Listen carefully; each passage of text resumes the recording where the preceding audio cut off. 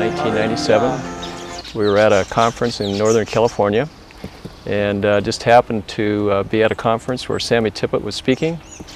And the thing that impressed most me about Sammy was his desire and passion to go to the difficult parts of the world. And I've never done this before when I've spoken at a conference, but about halfway through my talk I just stopped and looked at Sammy and said, "Sammy, how about joining me on a prayer walk to Iran?" Well, I was speaking at a conference in California, and one morning when I was not speaking, I was listening to a guest speaker and minding my own business, not doing anything, and all of a sudden he says, "I want to challenge Sammy Tippett to go to Iran and to pray for God to open doors there." And I was sitting there and said, "Where did this come from?" And I went back and told my wife, and then later I met with Ron, the speaker, and we had lunch together, and he began to share his burden and vision with me for Iran. And one of the things that gripped my heart, he said, you know, you need to pray about going over there and just praying inside the country. And it really gripped me because that's been our strategy. Our strategy has been, before we go and try to do anything in a country, to first pray in the country.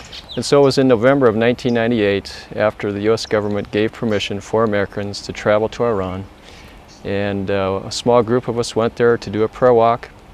And I still remember the afternoon when we were in the city of Eshnahon, and we were going through the city.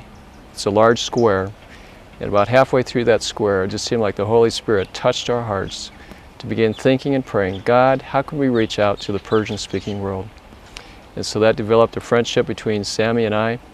And over the years, God has given us several opportunities to reach out to Persian leaders. And so I went with a group of us, and we just walked the streets of Tehran and the other cities of Iran and just prayed.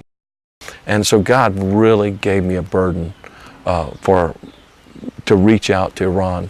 When we came back, I went out to California and met with some pastors, some Iranian pastors, and I was such a novice. I didn't know anything about the country except that I'd been there once. And I told the pastors, I said, "I have a burden. I'll be honest with you, I don't know a lot, but what do you think I need to do with this burden?" And several of them spoke up, and one of them said, "We need your books published in Iran." And so immediately I said, "Let's do it." I'm a new believer. Jesus came to my life in about a year ago, so I'm very new in my walk. And the book was given to me by friends, and I loved it. It's a wonderful book. It helps me in my walk because this walk it's a very difficult walk. I know it's going to be a lot of hardship, but this gives me confidence that I have help. I can rely on praying, and it taught me the power of prayer and how what impossibles can happen once you pray according to God's will. And this has been awesome. I recently got baptized on July 15th of 2007, and my life is right now is in a different dimension. I mean, I feel the power of Holy Spirit upon me, and I really enjoy it. Around that time, I guess a few months back, I asked my friend Firuze, then I told her, "Hey, I don't know how to pray in Christian. I used to be a Muslim for a long time, and they have a different way of praying." So I asked her, "I don't know how to pray in a Christian way. I mean, I love to know how to do that." And she actually told me, "I have this book from Sammy Tippett, Praying for Your Family."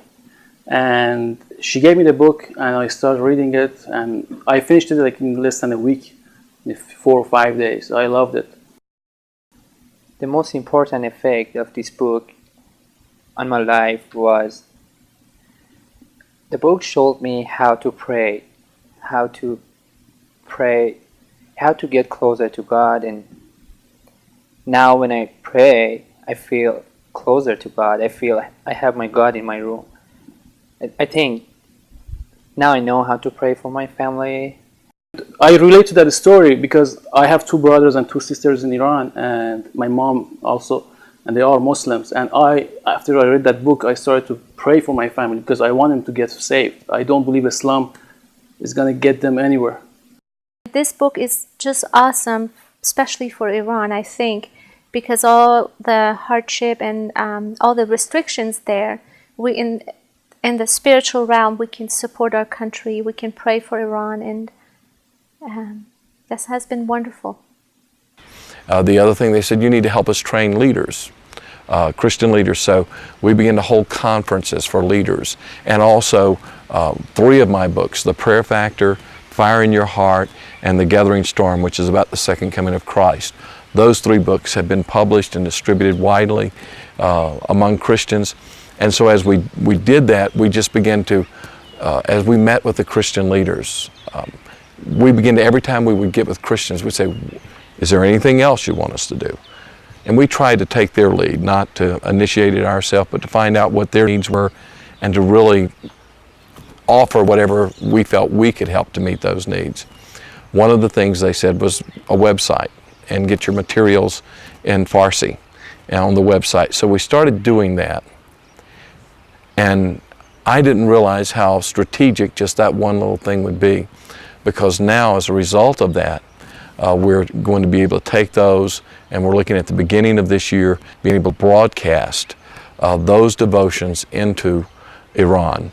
And so doing that in the very beginning became a very strategic thing. Also, we started producing videos for Iranians, not just inside the country, but outside the country. And we've heard of one church in one of the Greek islands that has been started partially because of the use of those videos that we made of my preaching and teaching there. So we've started something, and God's just given me a burden, and I've just seen that there's a hunger of the Iranian people. I have a feel in my heart that God is getting ready to do something wonderful in the nation. But the great need is for leadership, because if the country opens up, and that could happen any moment, the country would open up, there's going to be this great influx, a great harvest of people coming to Christ.